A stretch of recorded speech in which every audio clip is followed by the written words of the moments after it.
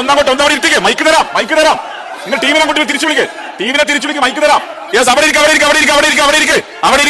Yes, രണ്ട് കൈയും പുറകിലേക്ക് കെട്ടിക്കൊണ്ട് സതീശന്റെ താണ്ഡവമാണ് ഇന്ന് സഭയിൽ കണ്ടത്. കഴിഞ്ഞ ദിവസങ്ങളിലൊക്കെ സഭ ചേരുമ്പോഴും സതീശൻ അലറി വിളിക്കുക തന്നെയാണ് ചെയ്യുന്നത്.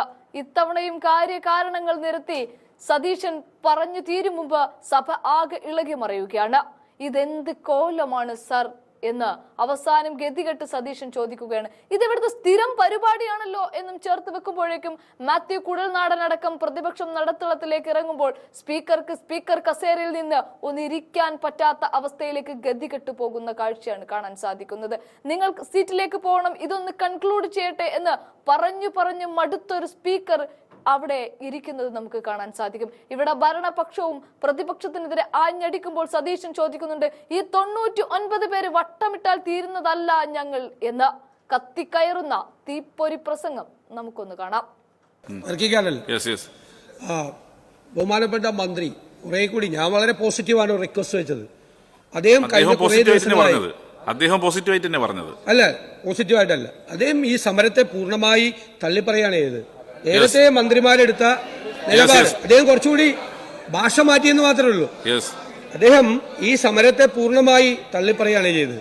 സാർ, ഒറ്റ കാര്യം അദ്ദേഹം പറയാം. ഒറ്റ കാര്യം, ഒന്ന്, മറ്റ് സംസ്ഥാനങ്ങളുമായി ഇത് താരതമ്യപ്പെടുത്തരുത്. കാരണം കേരളത്തിലെ ആശാവർക്കർമാർ ചെയ്യുന്ന ജോലി ഇന്ത്യയിലെ ഒരു സംസ്ഥാനത്തെയും ഒരു ആശാവർക്കർക്ക് ഇത്രയും ജോലി ഭാരമില്ല. നമ്പർ 1 സാർ എന്നെ സബ്മിഷനിൽ സാധാരണ അറിയാലോ, അങ്ങേക്കറിയാലോ. അല്ലല്ല, അങ്ങേക്കറിയാലോ സബ്മിഷനിൽ സാധാരണ. ഞാൻ വോക്കൌട്ട് ആണ്. ഞാൻ വോക്കൌട്ട് ചെയ്യുന്ന പ്രസംഗം നടത്തുവാണ്. അല്ലല്ല, അങ്ങ് പറഞ്ഞോ. യെസ്. രണ്ടാമത്തെ കാര്യം അദ്ദേഹം പറഞ്ഞത്, ഇവർക്ക് ട്രേഡ് യൂണിയനുകൾ ഇതിനെതിരാണ്. ട്രേഡ് യൂണിയനുകൾ ഈ സമരത്തോടൊപ്പം ഇല്ല. സാർ, ഇതൊരു വേറെ യൂണിയനാണ് നടത്തുന്നത്. ഞങ്ങളുടെ ANTUC യൂണിയൻ എല്ലാ ജില്ലകളിലും ഇതേ ആവശ്യങ്ങൾ വെച്ചുകൊണ്ട് തന്നെ എല്ലാ ജില്ലകളിലും സമരം നടത്തിയിട്ടുണ്ട്.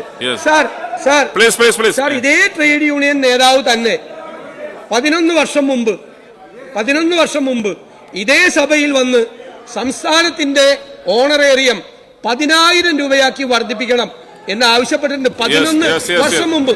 അപ്പൊ ഈ സമരം ന്യായമല്ല എന്ന നിലപാട് ശരിയല്ല. സാർ, സമരം ന്യായമായ സമരമാണ്. കേന്ദ്ര ഗവൺമെന്റ് ഇൻസെന്റീവ് വർദ്ധിപ്പിക്കണം എന്ന് ഞങ്ങളുടെ MPമാർ, ഞാൻ പറഞ്ഞു നേരത്തെ, പാർലമെന്റിലും ആവശ്യപ്പെടുന്നുണ്ട്.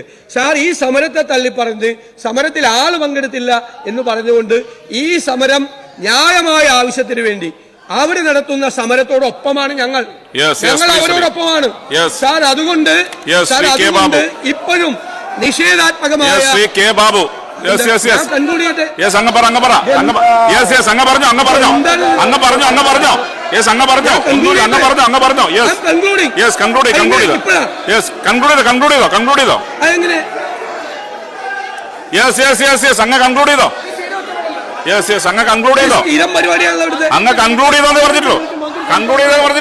വിഷ്ണു അവിടെ പോയിരിക്കെ കൺക്ലൂഡ് ചെയ്തോന്ന് പറഞ്ഞിട്ടുള്ളൂ. കൺക്ലൂഡ് ചെയ്തോ, അതേ പറഞ്ഞിട്ടുള്ളൂ. അങ്ങ് പറഞ്ഞോ, ഒന്ന് പ്ലീസ്. അവിടെ പോയിരിക്കെ, അവിടെ മിനിസ്റ്റർ പ്ലീസ് പ്രതിപക്ഷം ഒന്ന് പറ അവരോട്. അങ്ങ് പറ അവരോട്. മൈക്കിനെ തിരിച്ചു വിളിക്കുക. സീറ്റിലേക്ക്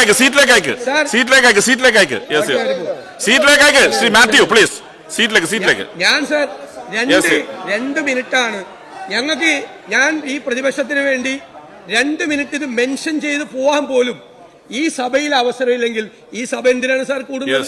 ഇത് 99 പേര് ബഹളം ഉണ്ടാക്കി ഞങ്ങളുടെ ശബ്ദം നിലപ്പിക്കാനാണോ? ഒരു കാര്യമല്ലേ പറയുന്നത്. 15 മിനിറ്റ് മന്ത്രി അദ്ദേഹം പറഞ്ഞോട്ടെ. 15 മിനിറ്റ് ഈ മന്ത്രി പറഞ്ഞപ്പോ ഞങ്ങൾ കേട്ടുകൊണ്ടിരുന്നില്ലേ? മാത്രമല്ല, ഐ വാസ് കൺക്ലൂഡിംഗ്. ഞങ്ങൾ പറയുന്നത്, ഈ സമരം തുടങ്ങിയപ്പോൾ മുതൽ ഈ സമരത്തോട് അതിനെ പരിഹസിക്കുകയും അവരെ പുച്ഛത്തോടുകൂടി നോക്കിക്കാണുകയും ചെയ്യുന്ന ഒരു സമീപനമാണ് ഗവൺമെന്റ് സ്വീകരിച്ചത്. ഭാഷ മാറ്റിയിട്ടുണ്ടെങ്കിലും ഇന്ന് അതേ സമീപനമാണ് ബഹുമാനപ്പെട്ട പാർലമെന്റ് കാര്യമന്ത്രി മുഖ്യമന്ത്രിക്ക് വേണ്ടി മറുപടി പറഞ്ഞത്. സാർ, ഈ സമരം ന്യായമായ ആവശ്യമാണ്. ഈ കാര്യത്തിന് സംസ്ഥാന സർക്കാർ ന്യായമായ പരിഹാരം ഉണ്ടാക്കണം. ഇതിൽ അതിൽ പോസിറ്റീവായിട്ടുള്ള ഒരു അപ്രോച്ച് അല്ല. വീണ്ടും ഈ സമരത്തെ പരിഹസിക്കാനും ഈ സമരത്തെ പുച്ഛിക്കാനും സമരത്തിൽ പങ്കെടുക്കുന്ന ആളുകളുടെ എണ്ണം നോക്കാനും സർക്കാർ ഇറങ്ങി പുറപ്പെട്ടതിൽ അതിശക്തിയായി പ്രതിഷേധിച്ചുകൊണ്ട് ഞങ്ങൾ വോക്കൌട്ട് ചെയ്തു. യെസ്. ശ്രീ കെ ബാബു നെന്മാറ, ബഹുമാനപ്പെട്ട കൃഷി വകുപ്പ് മന്ത്രി ശ്രീ കെ ബാബു. സർ, പഴങ്ങളുടെ രാജാവാണ്